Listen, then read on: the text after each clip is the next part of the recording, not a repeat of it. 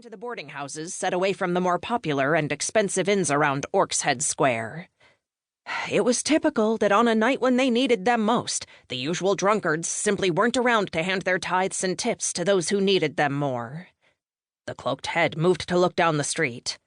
"I guess we'll have to find the not-so-usual drunkards," she muttered, scampered up the weaponsmith's roof, and slid into the valley where the workshop roof joined that of the smith's living quarters.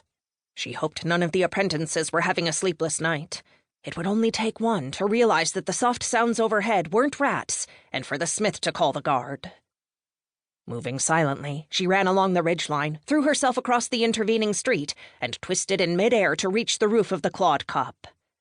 When she landed above the kitchen gable, she dropped swiftly to her knees in case her movement had drawn attention. She rose into a crouch, pulled her hood lower, and moved to the shadows of the closest chimney. This time, she didn't settle against it. The clawed cup served meals late into the night, and the ovens were still active. The sweet smells of roasting pig made her stomach grumble. Annoyed, she told her body to shut its whining down. She looked back as her accompanying shadows descended the weaponsmith's roof to the alley below. A moment's wait was enough to confirm that they reached the street in one piece and undetected, before she turned and ran half-crouched along the ridgeline toward the tavern's entrance. When she reached the front of the building, she dropped onto her belly, edged closer to the eaves, and peered over. Her irises needed a moment to adjust. Warm light spilled from the tavern's windows, and sounds of rowdy enjoyment drifted up with the stink of ale and additional aromas of well-cooked food. The young woman's rebellious stomach ignored her earlier command and rumbled. She swallowed against a sudden surge of saliva. If she was quick, no, very, very quick, and lucky, they might all eat tonight. She only had to wait for the perfect moment. The tavern door cracked open, and bright light spilled into the street. "And take your friend with you," Grunder shouted. "I've a good mind to call the watch." "No, no, no." The voice that answered the barkeep sounded like its owner had enjoyed one too many ales. "Let's—" He paused for a moment before he continued. "It won't be necessary." A shadow swayed on the cobbles as the man who cast it was burdened by another whose arm he'd pulled over his shoulder.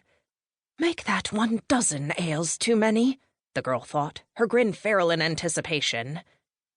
Grunder had said friend. Did that mean there were only 2? She crossed her fingers. The shadow solidified and was then eclipsed by the figures of 2 solidly built men. Both wore chainmail tunics, leather breeches, and sturdy boots.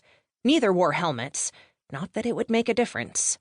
From the look of them, and of the 2 who followed, they were professional soldiers, mercenaries who hired out to protect adventurers who wanted to ensure that they survived the journey into the doom.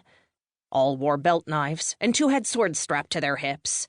One had a mace tucked crosswise through the back of his belt, and the 4th had an axe haft secured by a loop at his waist, the blade covered by a leather hood. The girl stifled a soft groan and ducked her head in case they had heard it.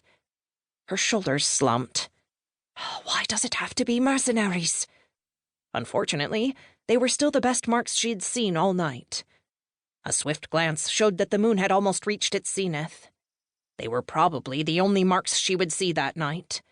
Given the sounds rising from the tavern, the other patrons were likely to be there until dawn, or would sleep on the tavern floor if Grunder let them. She pushed to her feet with a sigh, retraced her steps, and stopped to mark the target's trail before they wove out of sight. Her heart sank when she noted their size, and selected one slightly taller than the rest. The chances were he was the leader, and now her responsibility.